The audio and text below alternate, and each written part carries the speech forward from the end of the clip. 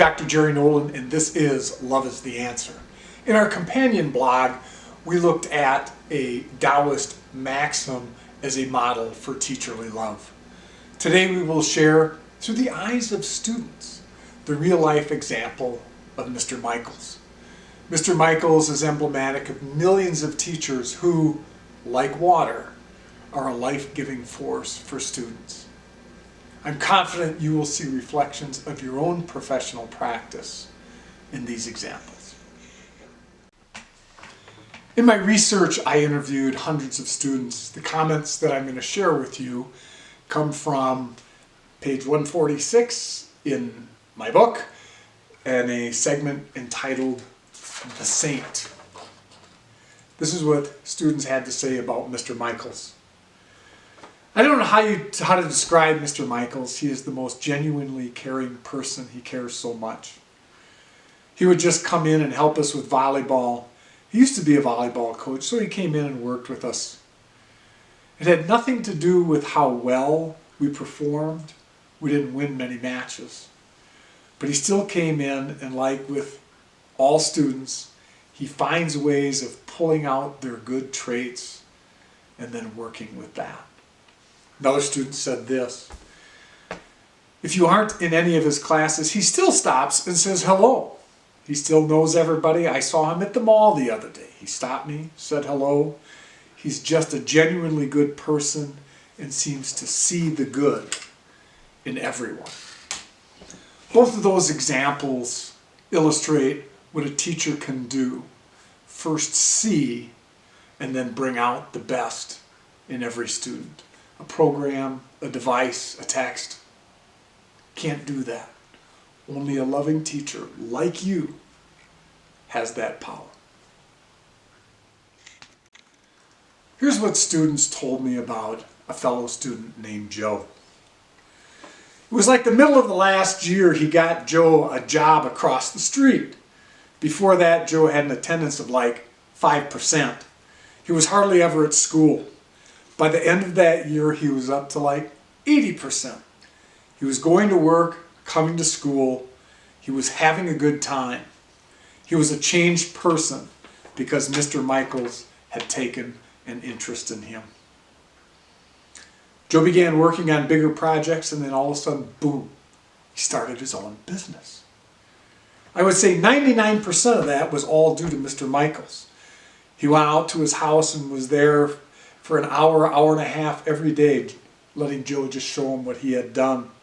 He showed him lawnmowers that he built and motorcycles and chainsaws that he had restored. He went from doing nothing to having his own business in less than a year, and he's going to graduate. I never thought any of that could have happened.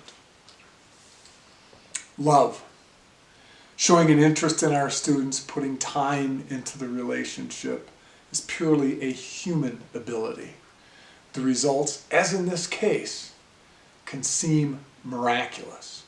Here's a guy who was coming to school 5% of the time. Less than a year later, he's going to graduate. He's got his own successful business. Many people, based on his attendance alone, would have written Joe off. Mr. Michaels chose otherwise. Just as I know you choose otherwise for the students who are in your need and in your classes and whom you love and care for.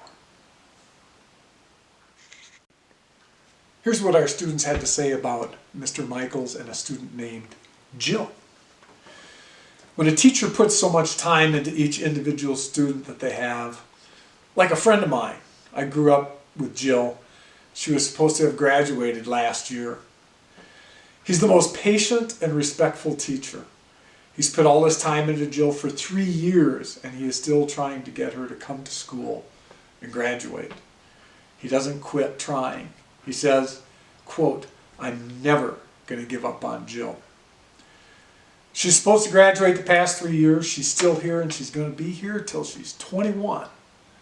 And yet he never gives up. His patience is unbelievable.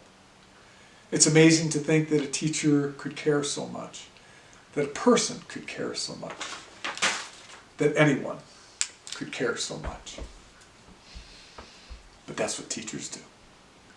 The Apostle Paul tells us that love is patient. Put another way, love is long-suffering. There's nothing easy about loving and supporting our students. They test our patience every day, which can make for days of long-suffering. Thankfully, loving teachers like you never give up on our students. Patient endurance attains all things. You are truly like water, benefiting all the students that you serve.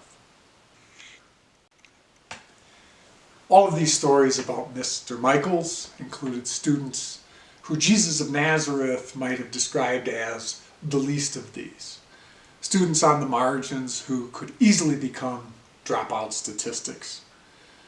Nowhere in this discussion did the students talk about Mr. Michaels' pedagogical mastery, his impressive knowledge, or even the classes he taught. The fact is, most of these students did not even have Mr. Michaels as a teacher. He taught through his example. Parker Palmer reminds us that good teaching cannot be reduced to technique. Good teaching comes from the identity and integrity of the teacher. The students' observations focus solely on who Mr. Michaels was as a person, how he lived before his students, his identity, his integrity, and how they admired and responded to the love that he offered. We hope you enjoyed this segment, and we're confident that you saw a bit of yourself in those students' descriptions of Mr. Michaels. Please read the companion blog on drjerrynolan.com. Look at our other videos on our YouTube channel, Love is the Answer. Follow us on Facebook, and as always, on behalf of me and my entire family, we wish you an abundance of peace and love.